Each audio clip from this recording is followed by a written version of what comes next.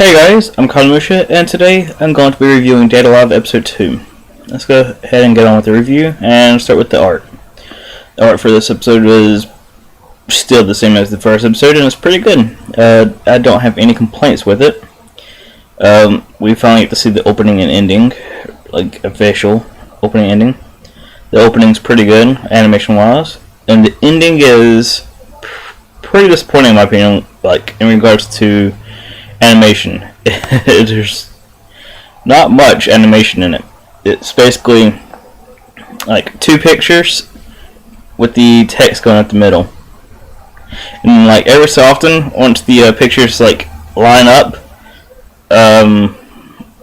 you see the character like do a pose for a second, and then like the pictures are like back. It's like so, well, that's pretty disappointing. But then again, I don't have many hopes for endings. It's just that, you know, seeing the endings with like very little animation make me laugh a little bit to myself.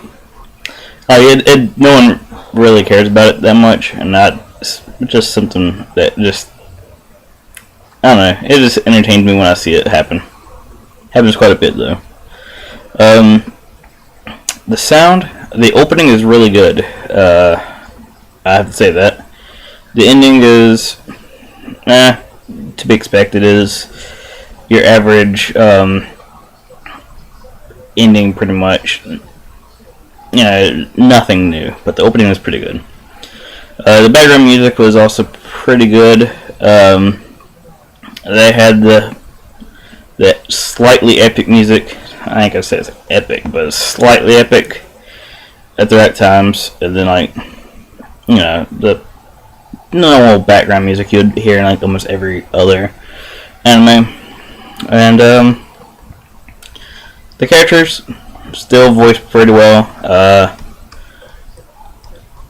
I seem to like the way Toka does the baka, you know, calling Shido an idiot. I don't know, the way she says it entertains me. Alright. Plot. Continuing from the last episode, Shido finished his training for, you know, dating spirits. He finished the weird-ass dating sim game, and he asked his teacher to marry him, which was pretty funny, but it was much funnier in the light novel. But then again, you know, they took a lot of, like, this anime adaptation, they took a lot out of it to condense it into 12 episodes. So, a lot of the dialogue has been cut out. So, yeah. So some of the funnier jokes have been replaced with okay jokes. Like, parts that I've noticed were missing, mainly the, talk with, Toka, which is the name of the spirit that he gives her the name Toka. But oh yeah, but the funniest thing about this episode though is when he asks that to Bichi.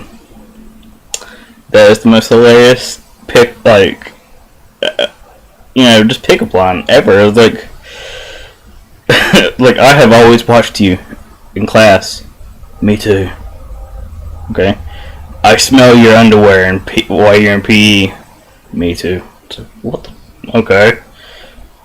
It's like, go out with me. Okay.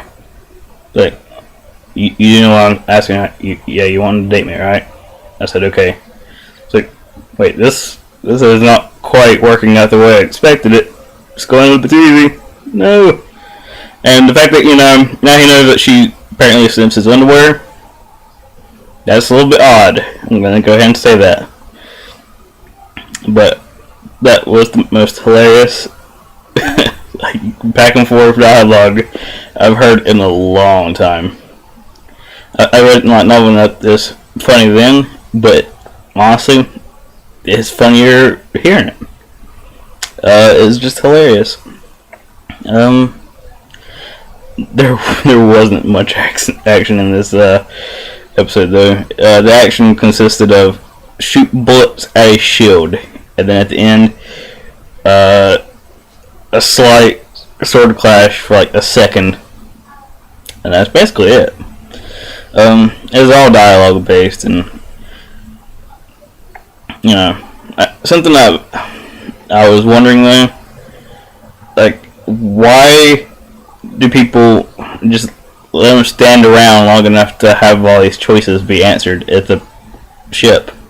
Because like every line of dialogue is like going through like the like novel choice system. And they gotta like pull everyone on the ship. Take forever. It's like waiting. Oh, okay, here's my answer to what you said a minute ago. I was like, why are they just standing there? That makes no sense. Yeah, and it's kind of odd, but I'm not gonna question it because it's the whole premise of the show. I question that and why people just let him stand there. I don't know. I guess it's the same premise behind like Power Rangers and transforming. Is like, why do they let him just like mess with the belt and shit? Like, he could attack. Oh well. Overall, the episode was actually pretty good. I was expecting a lot worse. Because usually it's the first episode that's better, but I actually think the second episode is a lot better than the first. I'm giving it a 4.5 out of 5 because I enjoyed it. You guys might not enjoy it as much, but just me myself, I liked it. So if you didn't enjoy it, let me know in the comments. You know, people need to actually start posting in the comments more. Because, you know, my comment section is pretty lonely.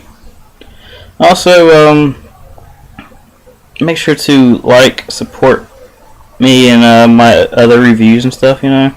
All that good stuff, you know. I wanted to mix it up. You just say like and subscribe, but, you know, you guys don't subscribe. And if you're watching this, you probably already did subscribe, so telling you to subscribe is also useless. Because you're probably subscribed to me, and why would I tell you to subscribe and then subscribe again? But yeah, this episode is actually pretty good. It should be having airing on Crunchyroll, I think it is. So if you want to check it out, there you go. There's your legal source of Data Live. And until my next review, which will probably be later today, later.